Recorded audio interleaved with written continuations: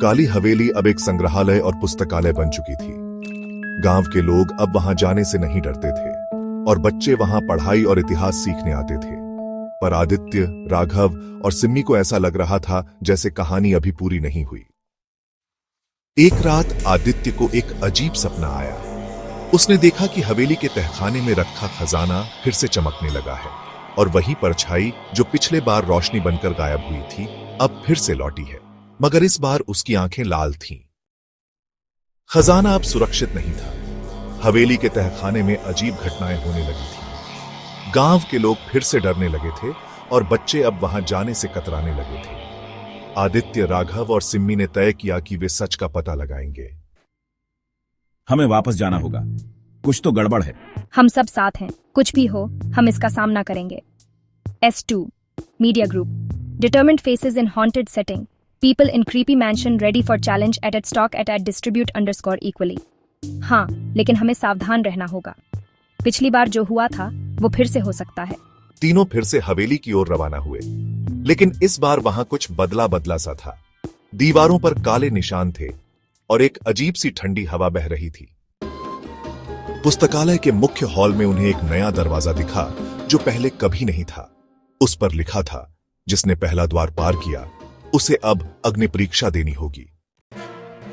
ये नया दरवाजा कहां से आया? ये दरवाजा हमारे लिए है, अगली परीक्षा के लिए।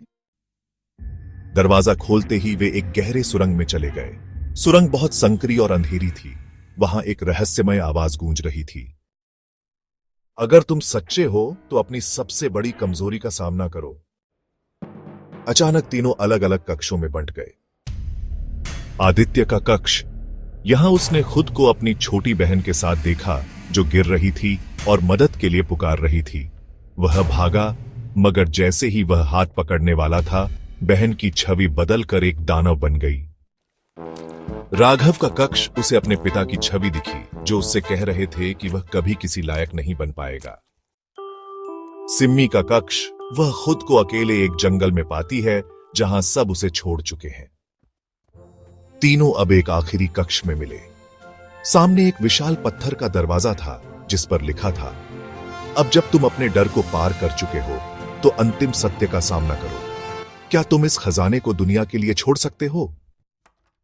एक नई परछाई प्रकट हुई, लेकिन यह शांत और उज्जवल थी। मिस्टीरियस वॉइस, तुम तीनों ने अग्नि परीक्षा पास की। तुमने साबित किया कि सच्चाई, साहस और त्याग ही इंसान की सबसे बड़ी संपत्ति है। अब यह खजाना तुम्हारा है, अगर तुम चाहो। काली हवेली अब केवल एक पुस्तकालय नहीं बल्कि एक प्रशिक्षण केंद्र बन गई, जहां बच्चों को केवल पढ़ाया नहीं जाता था बल्कि सिखाया जाता था कि असली खजाना हमारे अंदर होता है जब हम अपने डर, लालच और अहंकार को पार कर लेते हैं। नैतिक शिक्षा भाग 2, असली